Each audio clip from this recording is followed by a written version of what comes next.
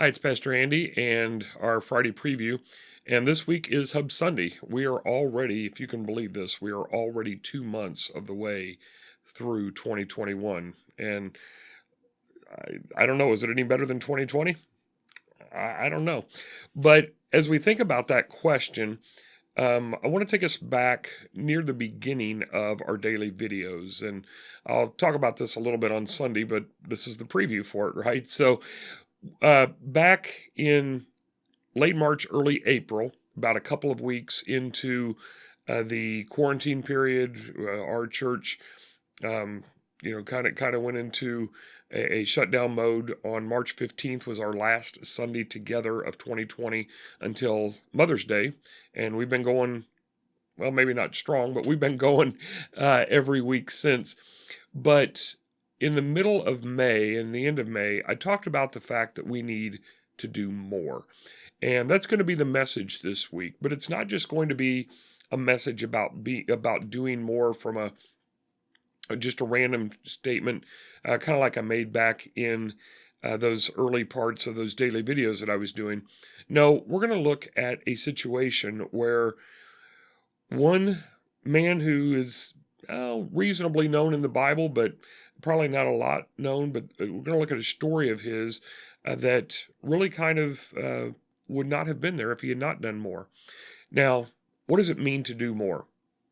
Well, on the one hand, the difference between ordinary and extraordinary is just doing a little extra, right? It's just the word. It's a 5-letter word, extra.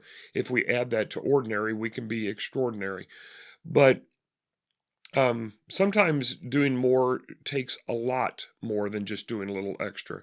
And in this story, we will see Jonathan, the friend of David. But when Jonathan comes on the scene early on and wins a major victory for the Israelites over the Philistines. And what more stands for, it's not just a word, it's an acronym here, and that word M is we need to be motivated, and O we need to be observant, and R we need to be responsive, and E we need to be engaged. And that's what Jonathan was. And it wasn't just Jonathan, it was also his armor bearer. But when those two were more, when they were motivated and observant and responsive and engaged, it actually engaged the rest of the army. It's a very similar story that to one that you are probably much more familiar with, and that is the story of David when he beat Goliath. It took one man with a little bit of courage to stand up and do something, and with that, there was a rout of the Philistines, and the rest of the Israelites engaged.